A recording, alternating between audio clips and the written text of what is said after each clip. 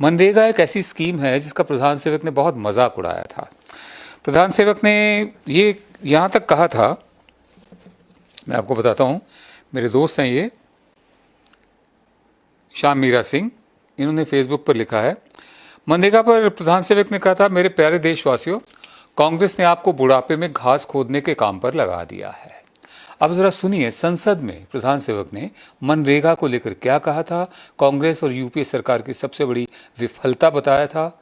अब वही विफलता इकलौता सहारा बन रही है। पहले सुनिए। मेरी राजनीतिक सूझबूझ कहती है कि मनरेगा कभी बंद मत करो।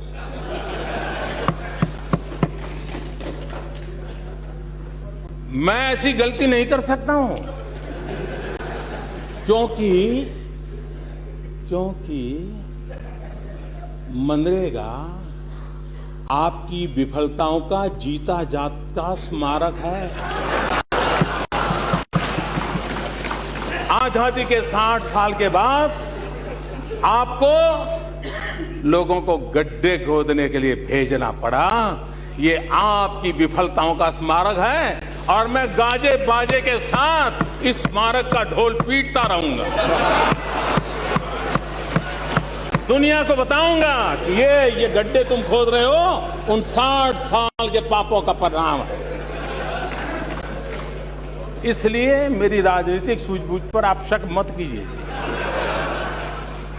मनरेगा रहेगा, आन बान शान के साथ रहेगा और गाजे बाजे के साथ दुनिया में बताया जाएगा।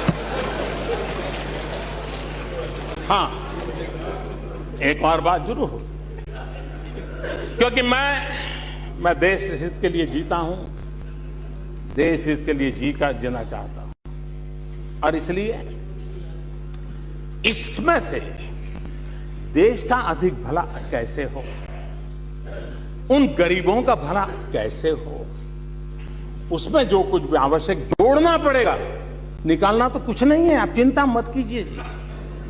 जो जोड़ना पड़ेगा जोड़ेंगे, जो ताकत देनी पड़ेगी हम देंगे, क्योंकि हम मानते हैं कि लोगों को पता चले। भाई आपने सुना प्रधान सेवक ने क्या कहा। वही मनरेगा आज अकेले ही पूरे देश की रूरल इकोनॉमी को संभाल रही है।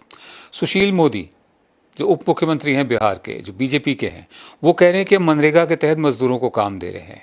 मजदूरों के लिए मनरेगा में दिनों की संख्या बढ़ाकर उनकी मदद कर रहे हैं। ऐसे ही शिवराज सिंह चौहान मनरेगा के बल पर मजदूरों की जान बचाने का दावा कर रहे हैं।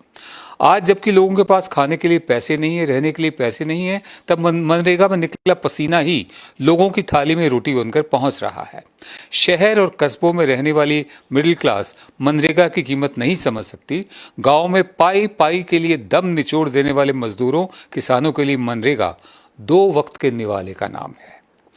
अब जबकि 5 ट्रिलियन इकोनॉमी वाला गुब्बारा फूट चुका है, 5 ट्रिलियन की इकोनॉमी वाला गुब्बारा फूट चुका है और मनरेगा ही काम आ रही है, तब कायदे से सरकार को और खासकर हम तो कहेंगे अपना बड़प्पन दिखाते हुए प्रधान सेवक को इस देश के मजदूरों से माफ़ी मांगनी चाहिए और पिछली सरकार का धन्यवाद करना चाहिए, जिसकी ज़मीन से जुड़ी एक नीति ने इस मुसीबत के वक्त में देश की ग्रामीण अर्थव्यवस्था के लिए रीढ़ की हड्डी का काम किया है।